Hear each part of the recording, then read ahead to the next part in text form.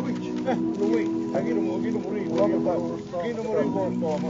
E i danni sei da là. I danni radicava. On the streets of the Bronx. This is not so much a story as it is an intimate portrait of a tiny neighborhood and the multi-generation Italian Americans that remain loyal to its 5 square blocks. They are guided by the values and traditions that emanated from their parents, grandparents, and great-grandparents. Their stories are universal and timeless. They are a symbol of how far we've come and how much we stand to lose. My father preaches, so please get a job.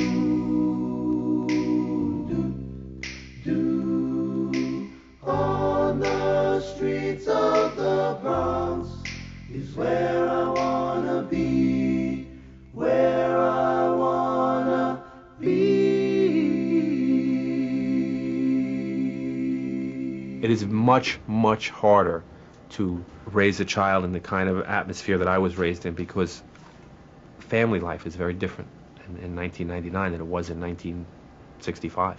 What they went through and how we have it so easy. I can't believe how they did it. And we're going back only what, 40 years? No, this is my family when I was in Italy. This picture was taken in 1932. You know, my father, my sister, and my son. This is my dad on the right-hand side. My father, with the old man, they used to sit on a corner over here, and you know, the best time and things like that. That's my nickname. Everybody had a nickname. His nickname is Bats. Mine is Bats. This is Johnny Cheech. Bats. That's Cheech. Everybody has a nickname. What's Cheech's real Lippy, name? Gal, Gooby. Well, names unbelievable. Everybody had a name. Nitz. His name was Nitzardino, so we call him Eddie Nitz. Oh, he thinks he knows it all, this guy. I tell him off, he tells me off. Before you know, give me a cigarette, and I'm going to give him a cigarette. That's all. it. But he can get on your nerves, though. He can get on your He knows it all. nerves. He can get on your nerves, this But man. we're still friends. Of course. Life is too short.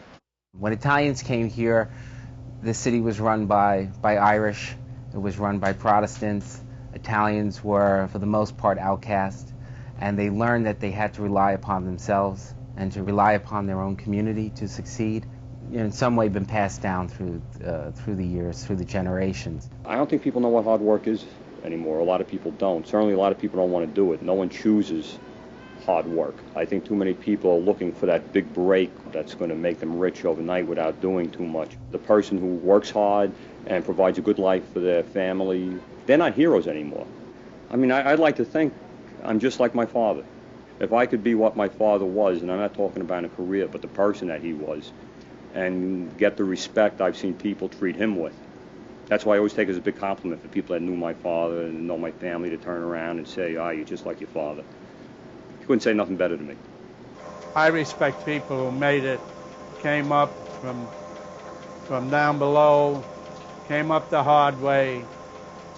I don't care whether they made it or not. To me, success is this, not my bank account. We work for profit, naturally, but we do it through quality, not by numbers. In other words, less is more, more is less. We can produce many more ravioli of a lesser quality, but we don't care to do that. You know, I defy you to find something similar to this. Not this bakery, but this community, which is comprised of many, many places like this. You're not going to find it. The maintenance of it is what's hard. You can start the business, but can you pass it on from you to your children and from your children to their children? Times change. Demographics change. The general pool of people that are willing to work in this sort of business has changed a tremendous amount. You know, it's funny, we still all eat lunch together every day. But yeah, there are some that want to go out and have lunch on their own, and I guess it's different because you have different ethnic backgrounds. They divide a group, whether they should or they shouldn't. In general language, I think primarily is what keeps a group of people together. You know, and then, you know, secondarily, it's ethnic heritage. Just because I was born here would not want me. Wouldn't want to like be born and die here. There's other things in life, but I guess that's also a younger attitude. My generation has that attitude, you know, well, you know, change is change, and you deal with it and you kind of go with the flow. I love this neighborhood. I live here, what, 20 years now? Big changes, yes, but what does that mean? It's going to kick me out? Louis, could you call in a half hour? They're filming here. All right? Yeah. I got my makeup. Goodbye.